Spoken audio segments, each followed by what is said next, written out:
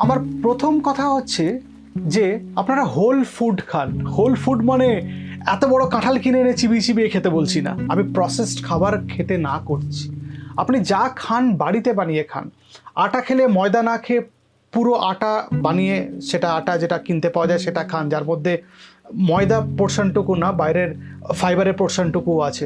সেই whole grain খেতে বলছি।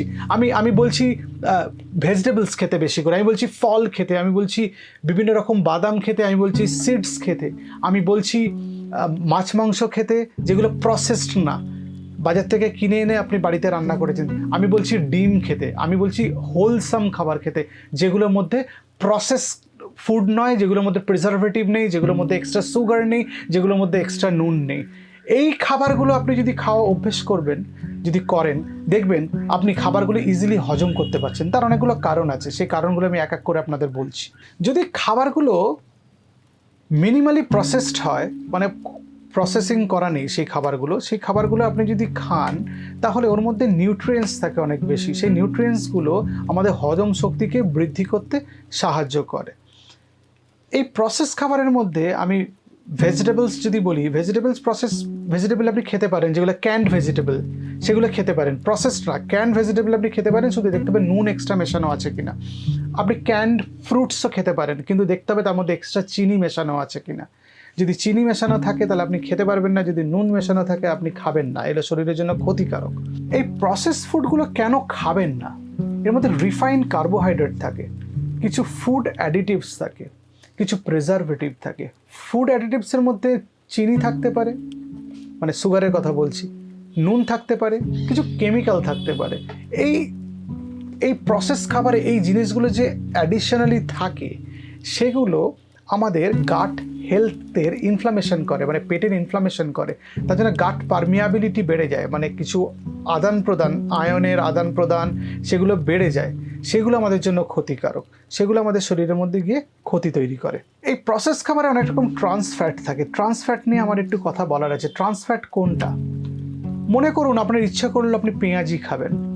আপনি বাড়িতে সর্ষের তেলে পেঁয়াজি ভাজলেন, টাটকা সর্ষের তেল, একদম প্যাকেট খুলে। আপনি এই পেঁয়াজি খেলেন, কোনো ক্ষতি হলো না। ওই তেলটা আপনি রেখে দিলেন, পরের দিন আবার সেটাতে অন্য কিছু ভেজে খেলেন, দেখলেন আপনার অম্বল অ্যাসিডিটি হলো। এই গরম তেলটা ট্রান্স ফ্যাটে রূপান্তরিত হয়ে গেছে, আপনি সেটাতে ভেজে খাচ্ছেন, আপনার হজম হবে না। আপনার এই ট্রান্স ফ্যাট হচ্ছে ইন্ডাস্ট্রিয়ালি প্রডিউসড ফ্যাট আর কি। এর মার্জারিনের মধ্যে থাকে, অনেক ক্র্যাকার্সের মধ্যে থাকে, অনেক কুকিজের মধ্যে থাকে, পেস্ট্রিজের মধ্যে থাকে। সেই জন্য বাইরের খাবারগুলো খেলে হজম হতে চায় না, ট্রান্স ফ্যাট আছে। আইডিয়ালি WHO বলেছে, ওয়ার্ল্ড হেলথ অর্গানাইজেশন বলেছে যে আপনি যা ক্যালোরি ইনটেক করবেন তার লেস দ্যান 1% ট্রান্স ফ্যাট থাকতে হবে। আপনি যদি 2000 কিলো ক্যালোরি খাবার খান, 2.2 গ্রাম ট্রান্স ফ্যাট থাকতে হবে। কিন্তু আমরা যা খাবার খাই, প্রসেস খাবার, বাইরের খাবার, জাঙ্ক ফুড, ফাস্ট ফুড, এগুলোতে প্রচুর ট্রান্স ফ্যাট। আপনার শরীরে ক্ষতি করবে এগুলো খেলে। ভয়ঙ্কর একটা ডেটা আপনাকে দিই। WHO একটা ডেটা আছে, আপনি ইন্টারনেটে এক্ষুনি সার্চ করুন, এক্ষুনি দেখতে পারবেন যে প্রত্যেক বছর ট্রান্স ফ্যাট খাওয়ার জন্য 2,78,000 লোক মারা যায়। 2,78,000 people die because of trans fat injection. বন্ধ করুন ট্রান্স ফ্যাট খাওয়া, বাইরের খাবার বন্ধ করুন, প্রসেস ফুড খাওয়া বন্ধ করুন। চিপস খাচ্ছেন, ট্রান্স ফ্যাট আছে। আপনি অ্যালকোহল খাচ্ছেন, তার সঙ্গে বসে বসে চিপস খাচ্ছেন, গুচ্ছ ট্রান্স ফ্যাট। অ্যালকোহল হেলথের জন্য খারাপ, তারপরে খেয়ে বলবেন ডাক্তারবাবু আমার হজম হলো না। তাহলে কি করে হবে বলুন? আপনি তো খাবারটাই ঠিক করে খেলেন না। আপনি খাবার খেলেন, যে খাবারটা প্রসেসড খাবার, আপনি মনে করলেন আপনার পেট ভরে গেছে, বডি আইডেন্টিফাই করতে পারেনি আপনার পেট ভরেছে কিনা। কেন একটু বুঝিয়ে বলবো, শুনুন তাহলে। বাইরে থেকে আপনি 1 প্লেট চাউমিন কিনে নিয়ে এসছেন। চাউমিন কিনে এসে চাউমিনটা আপনি খুব আয়েশ করে টিভি দেখতে দেখতে খেলেন। আমার ব্রেন বুঝতে পারলেন আপনি খাবার খেয়েছেন কিনা। প্রথমত আপনি খাবারের দিকে তাকালেন না, তাকালেন টিভির দিকে, তাকিয়ে তাকিয়ে খেলেন। আপনি খাবারের গন্ধ বুঝলেন না, আপনি খাবারের টেম্পারেচার বুঝলেন না, বডি খাবারটাকে আইডেন্টিফাই করতে পারলো না। শুধু তাই নয়, দাঁড়ান, আরেকটু জিনিস জেনে যান। এই যে খাবারটা আপনি খেলেন, তার মধ্যে নিউট্রিশনাল ভ্যালু কিছু নেই, ওর মধ্যে ভালো কিছু নেই, ভালো মিনারেলস নেই, ভালো ভিটামিনস নেই, ভালো ফাইবার নেই। ফাইবার নিয়ে আমি একটু পরে আলোচনা করছি। ভালো ফাইবার নেই, বডিতে খাবারটা গেল স্টামাকে, ওর মধ্যে যেহেতু নিউট্রিয়েন্টস নেই, ব্রেন গাট যে অ্যাক্সিস, মানে আমরা মাথা এবং পেটের যে কানেকশান সে বুঝতে পারলেন না আপনি খাবার খেয়েছেন কি না। আবার আপনাকে খাবার খেতে হবে বেশি করে, বডি বলবে আবার খাবার খাও। পেট ভরা অবস্থাতে আবার আপনার খিদে পাবে, আপনি আবার খাবার খাবেন, আপনার খাবার হজম হলো না, আপনি আবার ডাক্তারকে বলবেন ডাক্তারবাবু আমার তো খাবার হজম হয়নি, কিভাবে খেলে খাবার হজম হবে। তাহলে আপনি বুঝতে পারছেন বাইরের খাবার কিভাবে আপনার গাট হেলথ নষ্ট করে দিচ্ছে। বাইরের খাবার আপনাকে আপনার ব্রেনকে বুঝতে দিচ্ছে না আপনার বডিতে কোনো নিউট্রিশনাল ভ্যালু সমৃদ্ধ কোনো খাবার গেছে। আপনার বডি বুঝছে আপনি অভুক্ত, আপনি খাননি, সেই জন্য আপনার বডিকে ব্রেন ইনস্ট্রাক্ট করছে আবার খাবার খাওয়ার জন্য, তার জন্য আপনি এক্সট্রা ক্যালোরি খাচ্ছেন, তার জন্য আবার আপনি মোটা হয়ে যাচ্ছেন। অ্যাসপার্টেম বা অন্য ধরনের যে আর্টিফিশিয়াল সুইটেন্স আছে, স্টিভিয়া, অ্যাসপার্টেম, এগুলো কি করে আমাদের ডায়াবেটিক পেশেন্টরা আমাদের জিজ্ঞেস করেন এগুলো আমরা খেতে পারবো কি না মিষ্টি হিসাবে, কারণ আমাদের চিনি খেতে আপনি বারণ করেছেন, চিনি, গুড়, মিষ্টি, মধু আপনি খেতে বারণ করেছেন, তাহলে কি দিয়ে মিষ্টি করে খাবো। তখন বলতে বাধ্য হই যে ঠিক আছে একটু আর্টিফিশিয়াল সুইটেনার একটা খুব পপুলার ব্র্যান্ড আছে সেটা খান। কিন্তু এই আর্টিফিশিয়াল সুইটেনার্সগুলো আমাদের গাটে যে গুড ব্যাকটেরিয়া আছে, যেগুলোকে আমরা প্রোবায়োটিক বলি, সেগুলোকে নষ্ট করে, তাদের হেলথ খারাপ করে দেয়, ফলে আমাদের হজম শক্তি খারাপ হয়ে যায়। এই ব্যাকটেরিয়াগুলো খুব ইম্পর্ট্যান্ট আমাদের হজম শক্তির জন্য। তো আর্টিফিশিয়াল সুইটেনার্স এগুলো অ্যাভয়েড করবেন। ইউএসএতে ইউএসএফডিএ মানে United states food and drug administration ওই বনস্পতি, ডালডা, এই হাইড্রোজেনেটেড ফ্যাট এগুলোকে ব্যান করে দিয়েছে কিন্তু এগুলোর জন্য, যাতে পেটের হেলথটা খারাপ না হয়। ইন্ডিয়াতে কিন্তু চলছে, আপনি খেয়াল রাখবেন যেসব জায়গায় এসব জিনিস ব্যবহার করে আপনার খাবার বানিয়ে দিচ্ছে সেই খাবারগুলো খাবেন না। আপনি সেই খাবারগুলোই খাবেন যেগুলোর মধ্যে ট্রান্স ফ্যাট কম, যেগুলো প্রিজারভেটিভ কম, যেগুলোতে আর্টিফিশিয়াল সুইটনার্স দেওয়া নেই, যেগুলোর মধ্যে ফাইবার আছে বেশি পরিমাণে, এবং যেগুলো আপনার বাড়িতে তৈরি হয়েছে খাবার, সেই খাবারগুলো খাওয়ার চেষ্টা করবেন, দেখবেন আপনার ডেফিনেটলি হজম শক্তি বৃদ্ধি পাবে। 2 নম্বর, প্রচুর পরিমাণে ফাইবার খেতে হবে। আমাদের 3 ধরনের ফাইবার থাকে। একটা সলিবল ফাইবার, যেটা আমাদের খাবারের মধ্যে কিছু বার্লি, ওটস বা লেগুমস, এগুলো লেগুমস মানে বিন জাতীয় খাবার, এগুলো থাকে। আর কিছু আছে ইনসলিবল ফাইবার, যেটা হোল গ্রেন, বাদাম, বীজ, এগুলোতে থাকে। আর একটা আছে ফাইবার যেটা প্রিবায়োটিক বলে, সেগুলো হচ্ছে এই গাট, পেটের মধ্যে যে ব্যাকটেরিয়াগুলোর কথা বলছিলাম একটু আগে, তাদের খাবার, সেগুলো ফল, ভেজিটেবলস, বিভিন্ন এইসব জায়গা থেকে আসে আর কি। এই সলিবল ফাইবারটার কাজ হচ্ছে আমাদের স্টুলের বাল্ক ফর্মেশন করে। আমরা যে খাবারটা খাই, স্টুলটা একটা সাইজেবল হতে হয়, তো এই সলিবল ফাইবারটা সেই কাজটা করে। ইনসলিবল ফাইবারগুলো সেগুলো এই ব্রাশিংয়ের মতো কাজ করে, এগুলোকে পেটের মধ্যে ঝাঁট দেওয়ার মতো করে কাজ করে এই জিনিসগুলোকে বার করার চেষ্টা করে। আর ওই প্রিবায়োটিক, যেগুলো এই প্রোবায়োটিকের খাবার, সেগুলো আমাদের ফল, ভেজিটেবলস থেকে আসে। না, কত ইম্পর্টেন্ট এই ফাইবারগুলো। ফাইবার যদি আপনি না খান খাবারের মাধ্যমে, যেগুলো প্রসেস ফুডে একদমই থাকে না বা খুব কম পরিমাণে থাকে, যতটা আমাদের বডির প্রয়োজন ততটার থেকে অনেক কম পরিমাণে থাকে, তাহলে তো আপনার হজম শক্তি বৃদ্ধি পাবে না, আপনার হজম শক্তি কম হবে এবং খাবার খেয়ে আপনার পেট ফুলে যাবে, আপনি হজম করতে পারবেন না, খাবার পরে খিদে হবে না, আপনার একটুখানি খাবার পরে মনে হবে আর পারছি না, বা কিছু কিছু খাবার অনেকটা খেয়েও আপনার মনের শান্তি হবে না, এই কারণগুলোর জন্য, যেগুলোতে ফাইবার কম আছে। 3 নম্বর পয়েন্ট হচ্ছে খাবারে আমাদের হেলদি ফ্যাট ইনক্লুড করতে হবে। হেলদি ফ্যাটস আছে, আমরা সবাই জানি, বহুবার শুনেছি, শুনে আমাদের মুখস্থ হয়ে গেছে যে বাদাম এবং বীজ থেকে আসে, অ্যাভোকাডো বলে একটা অত্যন্ত দামি ফল থেকে আসে, সেটা আমি রেকমেন্ড করি না, যদিও ইন্ডিয়াতে এখন অ্যাভোকাডো চাষ হচ্ছে, দাম একটু কমেছে, কিন্তু তাও অ্যাভোকাডো থেকে যদি না পান আপনারা বাদাম বা সিডস থেকে পেতে পারেন। ওমেগা 3 ফ্যাটি অ্যাসিড খুব important. Omega 3 fatty acid chia seeds থেকে, ফ্ল্যাক্স সিডস থেকে বা নাটস থেকে আসে, বা ম্যাকরেল, টুনা, সার্ডন, স্যামন, এই মাছগুলো থেকে আসে, যেগুলো খুব কস্টলি মাছ। তো আপনারা বাদাম এবং বিভিন্ন রকম বীজ এগুলো থেকে এগুলো পাওয়ার চেষ্টা করুন। ওমেগা 3 ফ্যাটি অ্যাসিডও পেটের ওই গাট ইনফ্লামেশন কমিয়ে দিয়ে আমাদের পেটের হেলথটাকে ভালো রাখে, ফলে ইনফ্লামেটরি বাওয়েল ডিজিজ, যাদের ক্রনস ডিজিজ বা আলসারেটিভ কোলাইটিস আছে, তাদের খুব হেল্পফুল হয় ওমেগা 3 ফ্যাটি অ্যাসিড খেলে। 4 নম্বর হচ্ছে আপনাকে হাইড্রেটেড থাকতে হবে, জল বেশি পরিমাণে খেতে হবে। জল যদি বেশি করে না খায় আমাদের স্টুল শুকিয়ে যাবে, কনস্টিপেশন হবে। আমাদের কখন জল বেশি লাগে, আমাদের ক্লাইমেট খুব গরম, জল বেশি লাগে। আমি খুব এক্সারসাইজ করছি, জল বেশি লাগবে। আমি খুব অসুস্থ, আমার ডিহাইড্রেশন হয়েছে, বমি হয়েছে, জল বেশি লাগবে। জল কী থেকে আসতে পারে? জল থেকে আসতে পারে শরীরে, জল খেলাম জল এলো। কফি, চা থেকে আসতে পারে, ফলের রস থেকে আসতে পারে, ভেজিটেবলস থেকে আসতে পারে, এই বিভিন্ন রকম খাবার থেকে আসতে পারে। তো এতগুলো জলের অপশনস আছে, আপনি খেতে পারেন জল যত ইচ্ছা পান করুন, যদি কোনো কন্ট্রাইন্ডিকেশন না থাকে।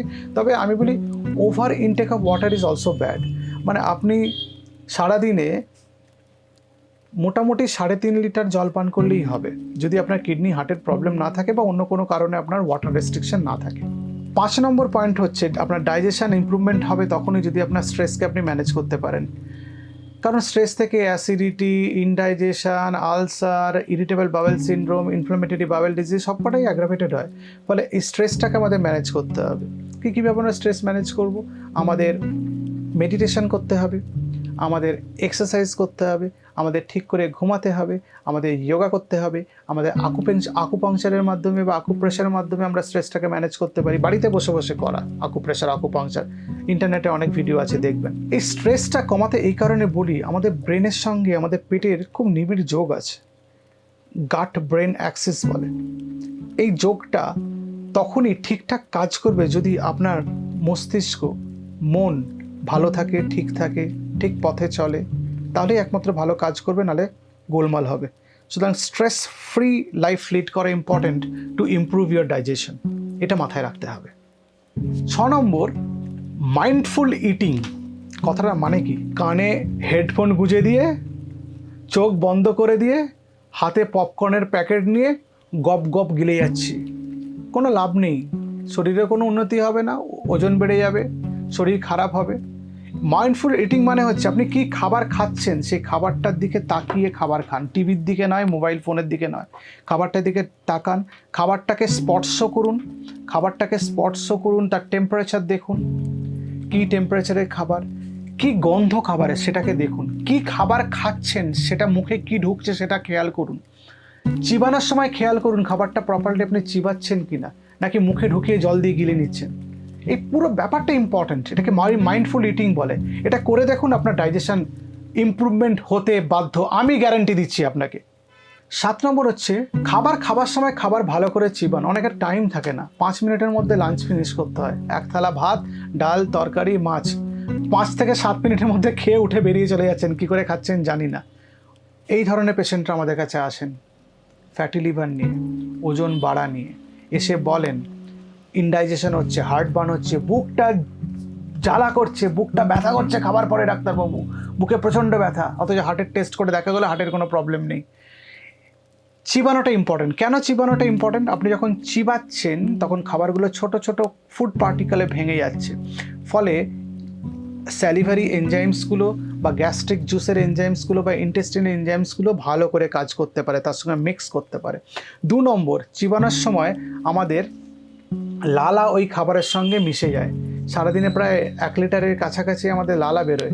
সেই খাবারের সঙ্গে লালাগুলো ভালো করে মিশে যাওয়ার জন্য ওই লালার মধ্যে এনজাইম থাকে, স্যালিভারি অ্যামাইলেজ, স্যালিভারি রাইপেজ বলে। মুখের মধ্যেই খাবারের ডাইজেশন শুরু হয়ে যায়, যেটা আমরা অনেকেই জানি না।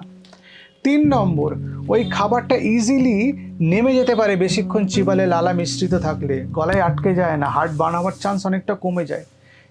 4 নম্বর, ওই খাবারের মধ্যে এনজাইমগুলো ভালো করে মিক্স হওয়ার জন্য রিফ্লাক্স কমে যায়। 5 নম্বর, ওই খাবারটা স্টমাক থেকে ইন্টেস্টিনে ঢুকে যায় ইজিলি, তাতে সুবিধা হয় ডাইজেশনে অনেক। সুতরাং খাবার চিবিয়ে খেলে আপনার খাবার ভালো করে হজম হবে, এটাই স্বাভাবিক। 8 নম্বর পয়েন্ট হচ্ছে আপনাকে এক্সারসাইজ করতে হবে। মুভমেন্ট, বডির মুভমেন্ট ইম্পর্টেন্ট। মুভমেন্ট ভালো থাকলে কনস্টিপেশন হয় না, মুভমেন্ট ভালো থাকলে খাবারটা ভালো হজম হয়, কারণ এনজাইম এগুলো ভালো করে কাজ করতে পারে, এনার্জি বার্ন হয়, বডি খাবার চায়, খাবার বডিতে ঢোকে, এনজাইমসগুলো রেডি থাকে, খাবার হজম করতে পারে। যদি আপনি হাঁটতে না চাইলে সাঁতার কাটুন, সাঁতার না কাটতে চাইলে সাইকেল চালান, সাইকেল না কাটতে চাইলে দৌড়ান, কিছু করুন। কিছু করে আপনি যদি আপনার বডি মুভমেন্ট রাখতে পারেন তাহলে আপনার খাবার হজম ভালো করে হবে, এটাই খুব স্বাভাবিক। নম্বর পয়েন্ট হচ্ছে স্লো ডাউন বলি আমরা খাওয়ার সময়, যে একটু বুঝে শুনে খান। যখন প্রচণ্ড খিদে পেয়েছে গোগ্রাসে খাবার আমরা গিলতে আরম্ভ করলাম, দেখলাম অনেকটা বেশি খাওয়া হয়ে গেছে, হাঁপিয়ে গেলাম, বা এতটা খেয়ে নিলাম। আসলে আমাদের পেট ভর্তি হয়েছে কি না এটা বুঝতে 20 মিনিট টাইম লাগে আমাদের ব্রেনকে। ব্রেনের সিগন্যাল যায় 20 মিনিট পরে। যখন প্রচণ্ড খিদে পাচ্ছে আপনি 10-15% খাবার খুব ফাস্ট খেয়ে নিন, তারপর খাবারটাকে স্লো করে দিন, আপনার বডি বুঝে যাবে যে কতটা খাবার খেতে হবে। এতে দুটো জিনিস হবে, আপনার ডাইজেশন ইমপ্রুভমেন্ট হবে, 2 নম্বর ওবেসিটি আটকে যাবে। 10 নম্বর হচ্ছে লাইফস্টাইল মডিফাই করা। লাইফস্টাইল মডিফাই করা 3টে অ্যাসপেক্টে ইম্পর্টেন্ট। একটা হচ্ছে অ্যালকোহল খাবেন না, অ্যালকোহল খেলে ইনডাইজেশন হয়, অ্যালকোহল অ্যাসিডিটি বাড়িয়ে দেয়, অ্যালকোহল গ্যাস্ট্রিক ইসোফেজিয়াল রিফ্লাক্স বাড়িয়ে দেয়, অ্যালকোহল আমাদের স্টমাকে আলসার গ্যাস্ট্রাইটিস করে, অ্যালকোহল খেলে আমাদের ইনডাইজেশন হবে, এটাই হচ্ছে দস্তুর কথা। স্মোকিংও তাই, স্মোকিং খেলে আমাদের মুখে লালা শুকিয়ে যায়, লালা গ্রন্থি থেকে লালা কম বেরোয়, খাবার হজমে অসুবিধা হয়। 2 নম্বর স্মোকিং করলে আমাদের খিদে কমে যায়, গ্যাস্ট্রাইটিস ইনডাইজেশন এগুলো আরও অ্যাগ্রাভেটেড হয়ে যায়। 3 নম্বর late night sleeping. Late night sleeping করলে বা লেট নাইট ইটিং করলে এই দুটোতেই খারাপ। লেট নাইট ইটিং করলে আমাদের খেয়েই তো ঘুমিয়ে পড়তে হয়, কারণ জেগে থাকার জন্য যথেষ্ট টাইম নেই, ফলে গ্র্যাভিটির জন্য খাবারটা নিচের দিকে নামতে পারে না, খাবার ইসোফেগাসের মধ্যে ঢুকে যাবে, আপনার ইনডাইজেশন হবে। প্লাস খাবার পরে যদি একটু মুভমেন্ট থাকে, একটু হাঁটলাম, একটু টয়লেটে গেলাম, একটু মোবিলিটি হলো, তাতেও খাবারটা হজম করতে সাহায্য হয়। সুতরাং অ্যালকোহল, স্মোকিং এবং লেট নাইট ইটিং এই 3টে লাইফস্টাইল ডিজিজ বা লাইফস্টাইল প্রবলেম থেকে আপনাকে বেরিয়ে আসতে হবে, তবেই আপনার ডাইজেশন বেটার হবে। 11 নম্বর, যাদের হজমের অনেক দিন ধরে প্রবলেম চলছে তারা কিছু সাপ্লিমেন্ট ইনক্লুড করতে পারেন। প্রিবায়োটিক কিনতে পাওয়া যায়, খাবার থেকে অনেক সময় যায় না, সেগুলো খেতে পারেন। গ্লুটামিন খেতে পারেন, এগুলো গাট ইনফ্লামেশন এগুলো কমিয়ে দেয়। গ্লুটামিন একটা অ্যামাইনো অ্যাসিড যেটা আমাদের গাটের ইনফ্লামেশন কমিয়ে দেয়, ফলে ইনফ্লামেটরি বাওয়েল ডিজিজ এগুলোতে অনেকটা হেল্প পাওয়া যায়। আর 3 নম্বর জিঙ্ক খেতে পারেন। জিঙ্কের মধ্যে ডায়রিয়া বা গ্যাস্ট্রাইটিস বা ইনডাইজেশন মানে বেটার করার প্রপার্টি আছে। পুরুষদের ক্ষেত্রে 11 মিলিগ্রাম পার ডে আর মহিলার ক্ষেত্রে 8 মিলিগ্রাম পার ডে মোটামুটি জিঙ্কের একটা রেকমেন্ডেড ডোজ। সেটা খেলেও আপনাদের গাট হেলথ ইমপ্রুভমেন্ট হবে এবং হজম শক্তি বৃদ্ধি পাবে।